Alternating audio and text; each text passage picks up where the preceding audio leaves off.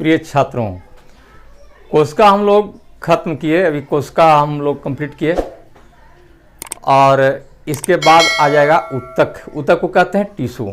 2 chapter biology से, तब फिर फिजिक्स से उठा लेंगे करंट से क्वेश्चन देख रहे हैं, अच्छा पूछा है। फिर केमिस्ट्री से कोई इंपॉर्टेंट क्वेश्चन उठा लेंगे, जैसे आवर्त सारणी उठाएंगे सबसे पहले। तो क्रमबद्ध चलते रहेंगे, जो परीक्षा तक कोशिश करेंगे कि पूरा हो जाए। और साथ साथ आप लोग को मेहनत बरकरार रखना है ना, मेहनत में कोई कमी नहीं लाना है। परीक्षा तक, परीक्षा हो जाए उसके बाद तो फिर आराम में है। परीक्षा होगा, बढ़िया से तैयारी आपका रहेगा तो एनटीपीसी कर जाएंगे, ग्रुप डी में हो जाएगा ना, तो क्या कहना है। और मैं कामना करता हूँ कि आप जिस काम में लगे हुए हैं उसमें आपको सफलता हासिल हो। तो हम लोग आज शुरू करेंगे टिश्यू। टिश्यू यानी उत्तक। टिश्यू, इसको लिखते हैं उत्तक। कोशिका के बाद हम लोग शुरू कर रहे हैं टिश्यू। तो पहले जान, जैसे कोशिका का खोजकर्ता जैसे लिख रहे थे, उस तरह से टिश्यू का पहले खोजकर्ता लिख दें।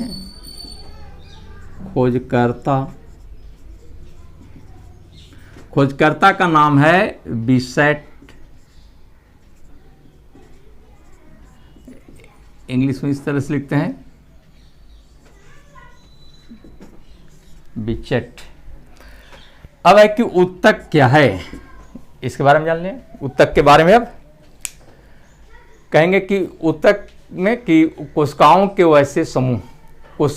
वैसे समूह जिसका उत्पत्ति और कार्य समान हो वो कहलाएगा उत्तक। अर्थात कोशिकाओं के वैसे समूह जिसका उत्पत्ति और कार्य समान हो वो कहलाएगा उत्तक।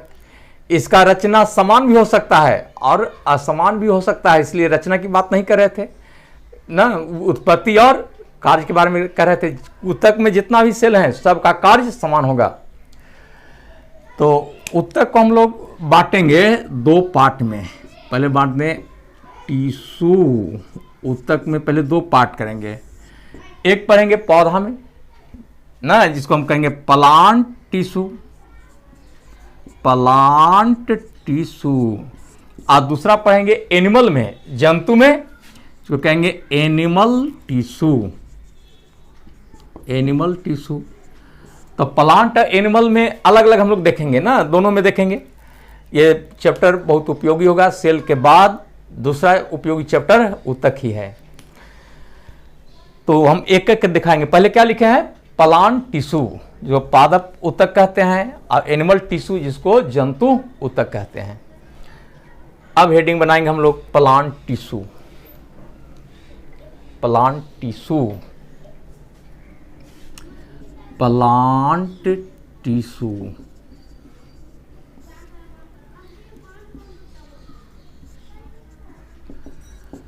तो पौधे में पाए जाने वाले उत्तक को क्या कहेंगे, प्लांट टिश्यू या पादप उत्तक। तो पादप उत्तक में 2 पार्ट। पौधे में 2 प्रकार के उत्तक होंगे। एक का नाम है मेरिस्टेमेटिक टिश्यू।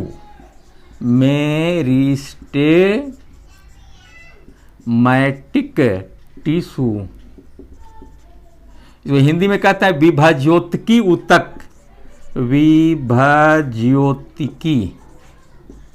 विभाज्योतिकी उत्तक। और दूसरा हो गया परमानेंट टिश्यू, अस्थायी उत्तक।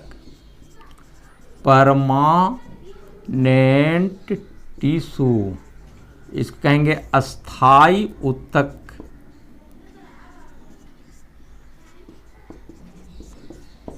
तो 2 तरह का टिश्यू हो गया प्लांट में। कौन कौन, मेरिस्टेमेटिक टिश्यू और परमानेंट टिश्यू।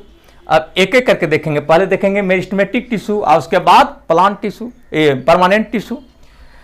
तो हेडिंग बनाएंगे हम लोग मेरिस्टेमेटिक टिश्यू, जो हिंदी में कहे विभाज्योतिकी उत्तक। बायोलॉजी में है कि टर्म को तोड़ना हम लोग जानेंगे। टर्म को तोड़ने के बाद ना जो मीनिंग निकलेगा वो हम आसानी से कैच करेंगे, रटना संभव नहीं होता है। तो पहला हम लोग दिखाए विभाज्योतिकी उत्तक। इंग्लिश में कहते हैं मेरिस्टेमेटिक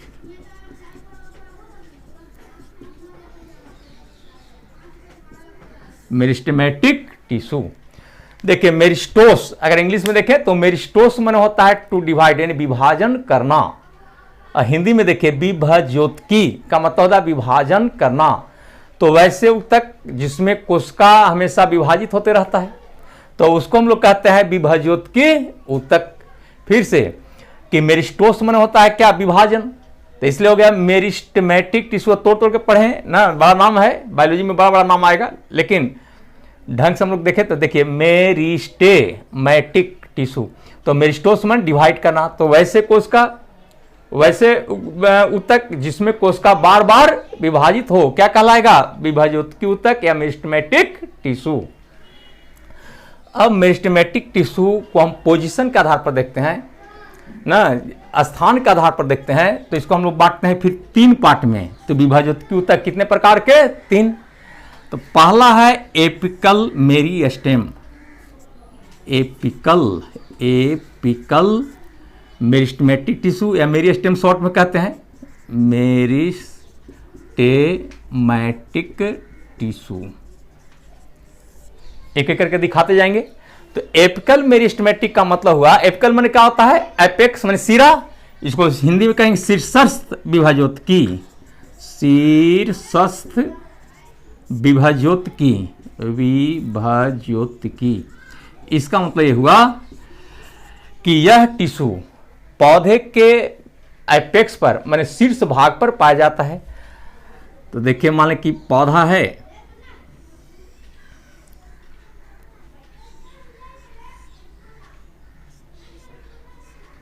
तो पौधे के शीर्ष भाग माने कि तना के शीर्ष भाग और जड़ के शीर्ष भाग। जड़ के शीर्ष माने क्या कि जैसे जड़ है तो जड़ के निचला भाग में ये ऊतक पाया जाएगा और तना के ऊपरी भाग में ऊतक पाया जाता है। और इससे क्या होगा कि पौधा लंबाई में वृद्धि करेगा, तना लंबाई में बढ़ेगा। या जड़ में है तो जड़ में लंबाई में वृद्धि होगी, और लंबाई में जो वृद्धि होती है उसका नाम है प्राइमरी ग्रोथ। फिर पूछता है कि प्राइमरी ग्रोथ का मतलब क्या, तो पौधा जब लंबाई में वृद्धि करे तो वैसे वृद्धि को हम लोग कहेंगे प्राइमरी ग्रोथ ना, या प्राइमरी ग्रोथ या प्राथमिक वृद्धि। तो शीर्षस्थ विभज्योतकी यानी एपिकल मेरिस्टेम कहाँ पाया जाता है, तो तना और जड़ के शीर्ष भाग पर। इसका काम क्या है, यह पौधे के वृद्धि में सहायक होगा, माने कि तना के वृद्धि में सहायक होगा या जड़ के वृद्धि में सहायक होगा। तो ये रहा एपिकल मेरिस्टेम या एपिकल मेरिस्टेमेटिक टिश्यू। और दूसरा है लैटरल मेरिस्टेमेटिक टिश्यू। 2 नंबर में, 1 नंबर हो गया एपिकल और दूसरा नंबर हो गया lateral meristematic tissue, meristematic tissue. Hindi में इसको कहेंगे पार्श्वस्थ विभज्योतकी ऊतक। नाम थोड़ा टेढ़ा है, उच्चारण करेंगे पार्श्वस्थ विभज्योतकी ऊतक। तो लैटरल माने क्या होता है, साइड, लैटरल माने साइड। तो इस तरह का ऊतक पौधे के लैटरल साइड माने कि साइड में पाया जाता है, साइड माने बगल में पाया जाता है। इससे पौधा मोटाई में वृद्धि करेगा, पौधा मोटाई में वृद्धि करेगा, इसको कहा जाता है सेकेंडरी ग्रोथ, द्वितीयक वृद्धि। तो पूछा कि पौधे में द्वितीयक वृद्धि किसके कारण, तो लैटरल मेरिस्टेम के कारण होता है। ये कहाँ मिलता है, तो पौधे के लैटरल साइड में, मतलब कि पार्श्व भाग में होता है। और इससे पौधा मोटाई में बढ़ेगा। जब पौधा मोटाई में बढ़ेगा तो इसको कहा जाएगा सेकेंडरी ग्रोथ। और तीसरा का नाम है इंटरकैलरी मेरिस्टेम। तीसरा हो गया इंटरकैलरी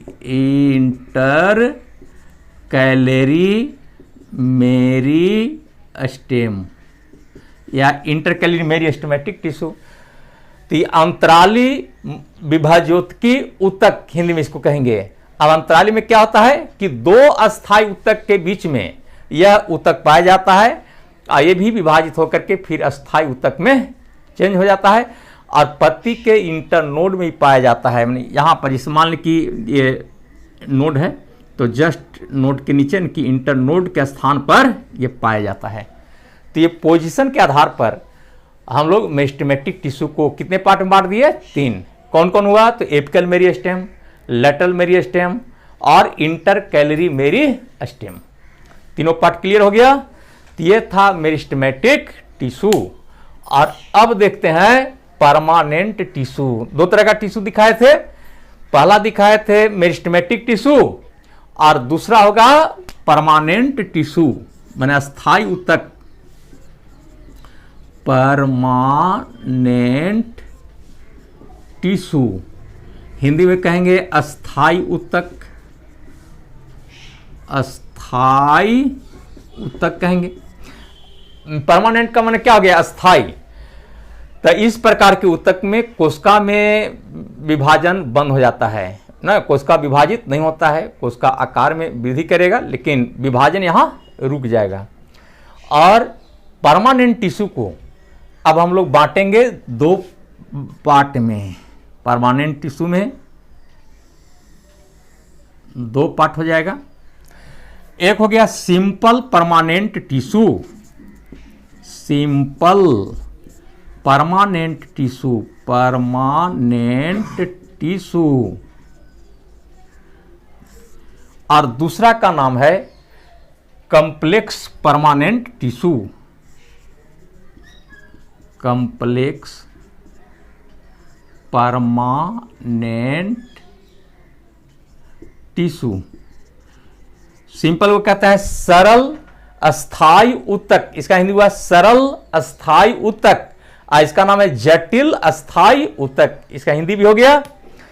अब सिंपल परमानेंट टिश्यू का मतलब क्या हुआ कि इसमें जितने भी कोशिका हैं वो आकार में समान होंगे, सब एक समान के कोशिका होंगे इसमें ना। तो सिंपल परमानेंट टिश्यू में अब देखें कि कौन कौन पार्ट्स होंगे, फिर कॉम्प्लेक्स में दिखाएंगे। Simple permanent tissue, simple permanent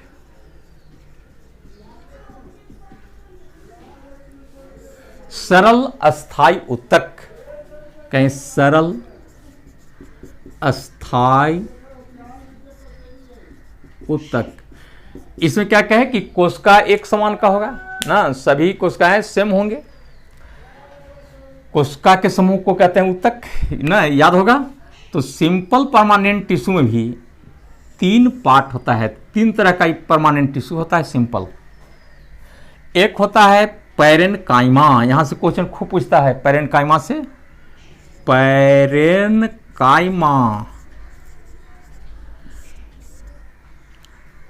दूसरा हो गया कोलेनकाइमा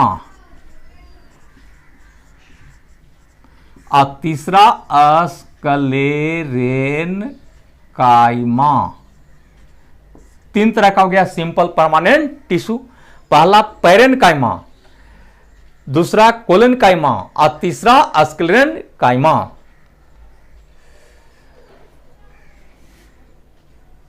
इसको हिंदी में कहते हैं मृदूतक,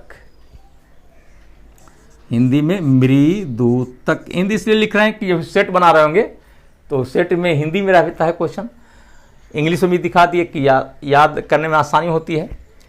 और कभी कभी क्वेश्चन में मृदूतक ना देख के पैरेनकाइमा देगा, इसलिए दोनों याद रखना होगा, हिंदी इंग्लिश दोनों। दूसरा है ये, इसको कहते हैं स्थूल कोण ऊतक, स्थूल कोण ऊतक। स्क्लेरेनकाइमा को कहते हैं दृढ़ोतक, दृढ़ोतक। तीनों का हिंदी अब देख लिए, पैरेनकाइमा, कोलेनकाइमा और स्क्लेरेनकाइमा।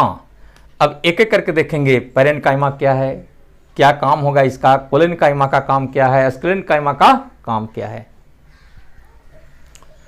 देखिए पहले हम लिखेंगे पैरेनकाइमा या पैरेनकाइमेटस टिश्यू बोलते हैं। पैरेनकाइमा, पैरेनकाइमा मृदूतक। तो देखिए इसकी कोशिकाएं गोलाकार होती है या बहुभुजी होता है और इसमें इंटरसेलुलर स्पेस पाए जाते हैं। माने अंतरकोशिकीय स्थान होता है, इसमें कोशिका द्रव्य होता है और बाहर में भित्ति होती है जो सेलुलोज का बना होता है। तो मृतक का बाहरी भित्ति किसका? सेलुलोज का। इसका कार्य क्या है कि यह भोजन संचय करने का काम करता है। पैरेन्काइमा भोजन को संग्रह करता है। और दूसरा कि पैरेन्काइमा में कहीं कहीं एयर कैविटी रहता है, माने वायु गुहा कहिए, कैविटी होता है जिसमें हवा भरी होती है, तो इसको कहते हैं एरेन्काइमा। मतलब पैरेन्काइमा में भी जब एयर भरा रहे तो उसको क्या कहेंगे? एरेन्काइमा। एरेन्काइमा। एरेन्काइमा जलीय पौधा में होता है, इसलिए जलीय पौधा क्या ऊपर में तैरते रहता है। तो जलीय पौधा ऊपर में तैरता है किसके कारण? एरेन्काइमा के कारण। एरेन्काइमा किसको कह रहे हैं? पैरेन्काइमा को ही। पैरेन्काइमा में ही एयर कैविटी है जिसमें हवा भरी होती है। जब पैरेन्काइमा में क्लोरोफिल होता है तो उसको कहा जाता है क्लोरेन्काइमा। फिर से कि जब पैरेन्काइमा में क्लोरोफिल हो तो उसको कहेंगे क्लोरेन्काइमा। क्लोरेन्काइमा। इसका काम क्या है कि यह भोजन संश्लेषण में सहायक होता है ना, भोजन बनाने में सहायक होता है। तो ये देख रहे थे हम लोग पैरेन्काइमा। दूसरा है कोलेनकाइमा। ये पैरेन्काइमा हुआ और दूसरा नंबर है कोलेनकाइमा।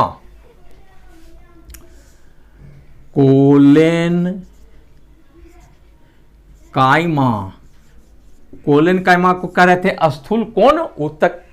ये भी बहुभुजी होता है या इलिप्टिकल होता है, माने अंडाकार होता है। और इसका भी कोशिका भित्ति सेलुलोज का बना होता है, लेकिन कॉर्नर पर ही ठीक होता है, मोटा।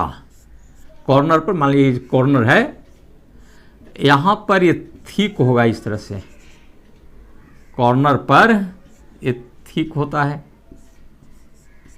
मोटा होगा।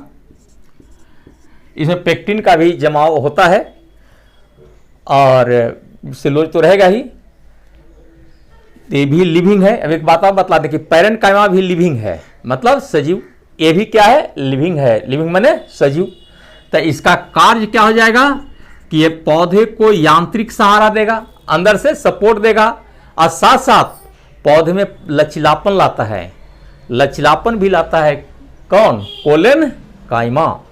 जिससे लचीलापन का मतलब हुआ ना कि हवा चलने पर टहनियाँ झुक जाती है, पौधे की टहनियाँ झुक जाती है लेकिन टूटती नहीं है।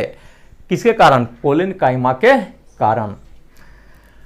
तो ये देखे कोलेनकाइमा कार्य क्या क्या है कि ये मैकेनिकल स्ट्रेंथ यानी यांत्रिक सहारा में सहयोग करेगा। और तीसरा देख रहे थे हम लोग स्क्लेरेन्काइमा। स्क्लेरेन्काइमा जिसको दृढ़ोत्तक कहते हैं। दृढ़ माने इसमें मजबूत होता है। तो इसमें क्या होता है कि इसमें सेल वॉल मोटी होती है, जिसके कारण इंटरसेलुलर स्पेस बहुत कम रहता है। सेल वॉल मोटी होती है इस तरह की।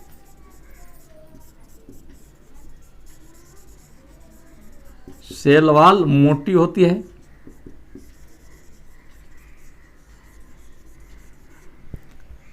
इसमें लिग्निन नामक पदार्थ का जमा होता है। कौन पदार्थ? लिग्निन। बहुत इंपॉर्टेंट है कि इसमें लिग्निन नामक पदार्थ जमा रहता है। और लिग्निन हिंदी में भी लिखते हैं लिग्निन।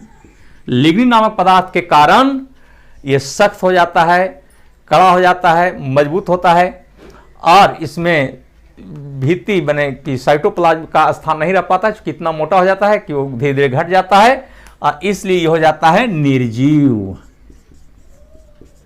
कारण जानेंगे ना तो इसका में याद रखने में आसानी होगी। तो निर्जीव रचना, नॉन लिविंग। Non living.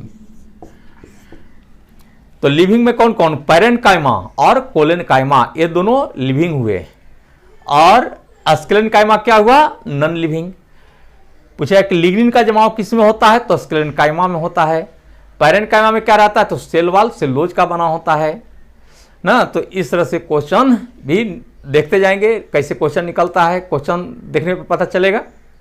तो ये सिंपल परमानेंट टिश्यू में हम बात किए किसमें 3 पार्ट, पैरेन्काइमा, कोलेनकाइमा और स्क्लेरेन्काइमा, और तीनों का हम लोग कार्य देखें।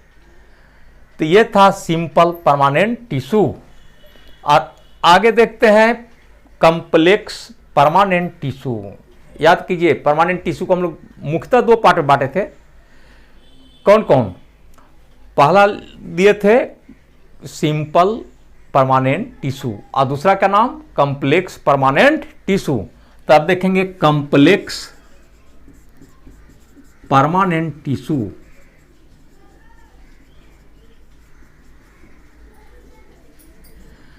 कॉम्प्लेक्स का माने क्या? जटिल। और जटिल का मतलब इसमें कई प्रकार की कोशिकाएं होती है। कार्य सबका समान, ध्यान देंगे कार्य सबका समान है, लेकिन कोशिकाएं इसमें भिन्न भिन्न आकार की होती है, इसलिए इसको कहा गया कॉम्प्लेक्स टिश्यू। और इसमें 2 पार्ट आता है, एक हो गया जाइलम,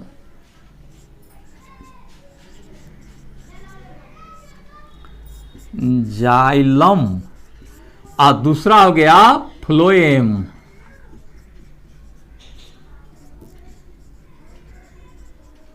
दूसरा फ्लोएम, जाइलम और फ्लोएम। तो इसको संवहन ऊतक भी कहते हैं, वैस्कुलर टिश्यू।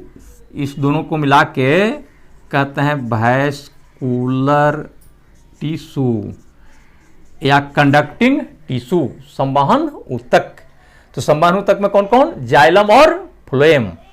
अब जाइलम देखिए और उसके बाद फिर फ्लोएम देखेंगे। जाइलम में क्या है? जाइलम, जाइलम को हिंदी में जाइलम ही लिखते हैं ना, तो दारू होता है इसका हिंदी, इसका हिंदी होता है दारू। ये जाइलम को जाइलम लिखिए, जाइलम हिंदी में जाइलम भी लिखाता है। तो यह पौधे में एक प्रकार का ऊतक है जिसके द्वारा जल और खनिज लवण का संवहन होता है। जाइलम द्वारा जल और खनिज लवण का संवहन। जाइलम ज माने जल, जल और जल के साथ घुला रहता है खनिज लवण, तो जल खनिज लवण का संवहन कौन करेगा? जाइलम। तो ये कहां से? जड़ से लेकर के पत्ती तक पहुंचाता है ना, तो ये यूनिडायरेक्शनल हुआ। यूनिडायरेक्शनल में एक ही डायरेक्शन में कंडक्शन करेगा, जड़ से लेकर के कहां? पत्ती तक। तो ये होगा यूनिडायरेक्शनल, एक दिशा में कार्य करने वाला। तो जाइलम में 4 पार्ट्स होते हैं। जाइलम में मुख्यतः 4 पार्ट्स हैं। वह है पहला ट्रैकिड्स, ट्रैकिड्स, इसको हिंदी में कहते हैं वाहिनिकाएं, वाहिनिकाएं, वाहिनिकाएं। देखिए इसकी कोशिकाएं लंबी होती है और यह निर्जीव रचना है। ट्रैकिड्स क्या है? निर्जीव रचना है। और जल और खनिज लवण का संवहन करता है। दूसरा है वेसेल्स, वेसेल्स, इसको कहते हैं वाहिनी या वाहिनियां, वाहिनियां। ये भी निर्जीव होता है और जल के संवहन में हेल्प करता है, साथ साथ ये मैकेनिकल सपोर्ट भी देने का काम करता है। तो 2 पार्ट भी देखे, ट्रैकिड, दूसरा वेसेल। तीसरा है जाइलम पैरेन्काइमा, जाइलम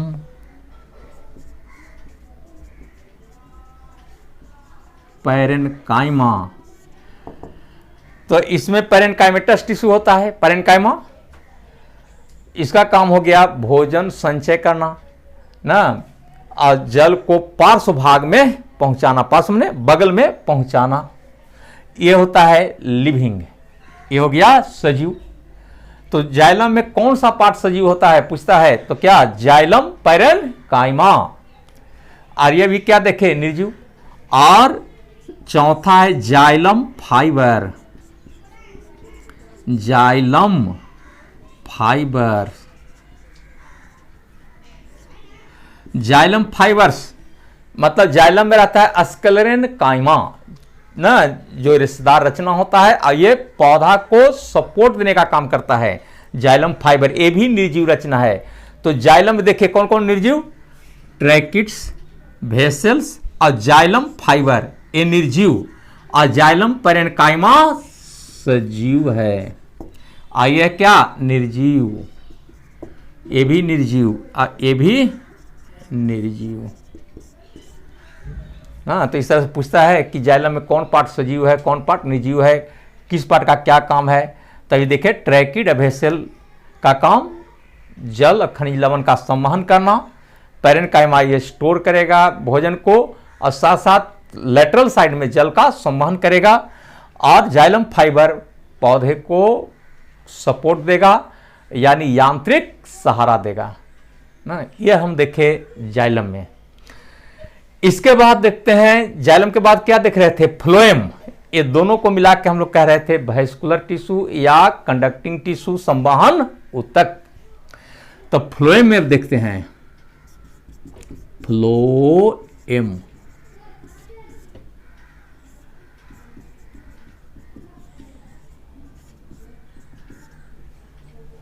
तो फ्लोएम एक कंडक्टिंग टिश्यू है जिसके द्वारा भोजन का संवहन होता है।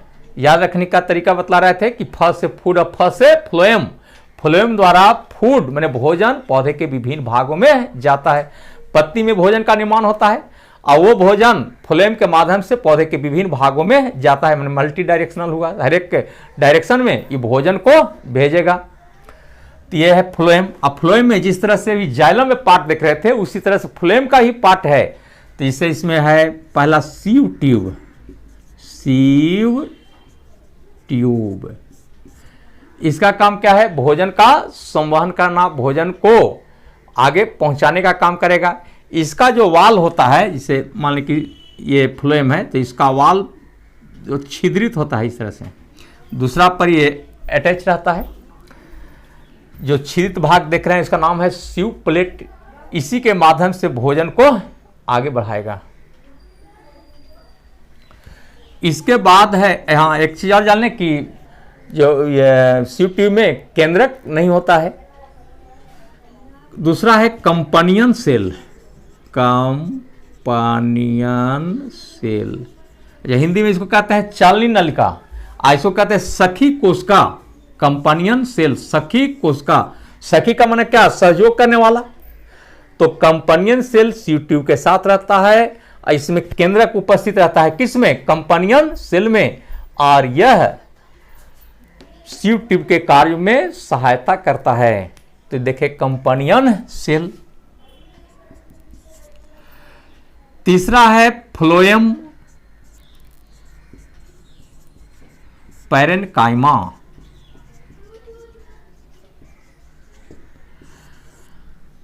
इसमें पैरेन्काइमेटस टिश्यू पाया जाता है फ्लोएम पैरेन्काइमा में, और यह भोजन का स्टोर करता है, भोजन संग्रहित करता है। और चौथा फ्लोएम फाइबर, फ्लोएम फाइबर। तो इसमें अस्क्लेन काइमा रहता है ना, जो रेशेदार होता है, और ये पौधे को सपोर्ट देता है, सहारा देता है। तब देखिए इसमें सीव ट्यूब, कंपनियन सेल ऑफ फ्लोएम पैरेन्काइमा, ये सजीव रचना है, सजीव। और फ्लोएम फाइबर निर्जीव रचना है। जाइलम वाला में 3 गो निर्जीव देखे थे, 1 गो सजीव, और इसमें 3 गो देखे सजीव और चौथा निर्जीव रचना है। तो इस तरह से कंडक्टिंग टिश्यू भी देख रहे थे। तो परमानेंट टिश्यू में कौन कौन, पहले सिंपल परमानेंट टिश्यू दिखा है जिसमें सभी कोशिकाएं समान होती है। दूसरा कम्प्लेक्स दिखा है जिसमें कोशिकाएं भिन्न भिन्न आकार की होती है। और कम्प्लेक्स में दिखा है क्या, जाइलम और फ्लोएम, जाइलम का पार्ट्स और फ्लोएम का पार्ट्स भी दिख रहे थे। और कम्प्लेक्स टिश्यू में ही एक विशेष प्रकार का भी ऊतक होता है जिसका नाम है सेक्रेटरी टिश्यू, माने स्रावी ऊतक।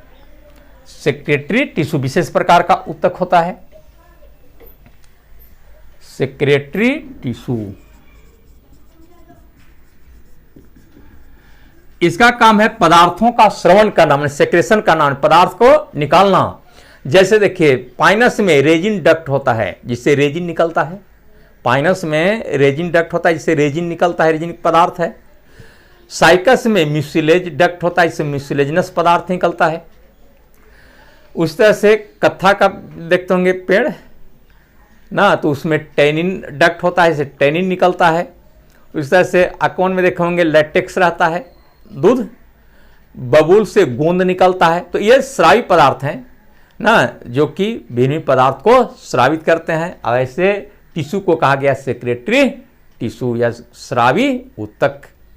तो इस तरह से भी हम देखें प्लांट टिश्यू में कौन कौन